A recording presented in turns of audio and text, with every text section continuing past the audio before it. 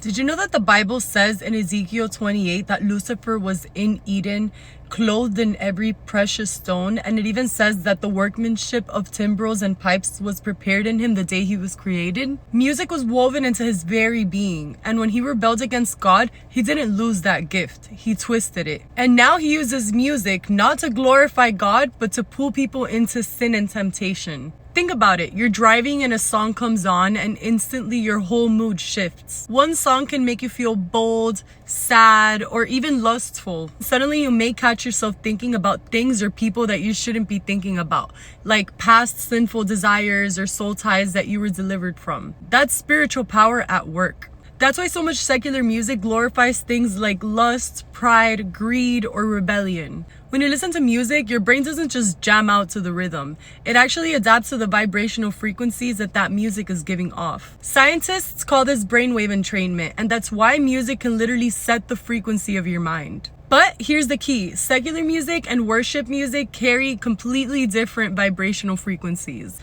One stirs up lust, pride, and rebellion, and the other one brings peace, conviction, and the presence of God. Even science admits that sound could be weaponized. Low frequencies can cause fear, confusion, and even sickness. If man can weaponize sound against the body, don't you think the enemy weaponizes music against your soul? On the other hand, worship calms the mind, lifts the spirit, and opens the door for God's presence. That's why David's harp drove demons away from Saul in 1 Samuel chapter 16, verse 23. It wasn't just music, it was the Spirit of God moving through sound. Worship tunes you into heaven's frequency, while darkness tries to tune you into confusion and temptation. The Bible says in Romans chapter 12 verse 2, do not be conformed to this world, but be transformed by the renewing of your mind. So some people wonder, how do I change? How do I renew my mind? And the truth is, a big part of it starts with what you consume. The shows you binge, the TikToks you scroll, the songs you play on repeat, they're all shaping the way that you think,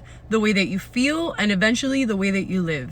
The more that you consume secular music, the more you begin to think like it. But same goes the other way around. The more you consume worship, the more it reshapes you. Worship doesn't just lift your mood, it literally rewires your mind, fills your spirit with peace, and it makes you sensitive to God's voice. What you're listening to is shaping you because it's not just sound, it's spirit.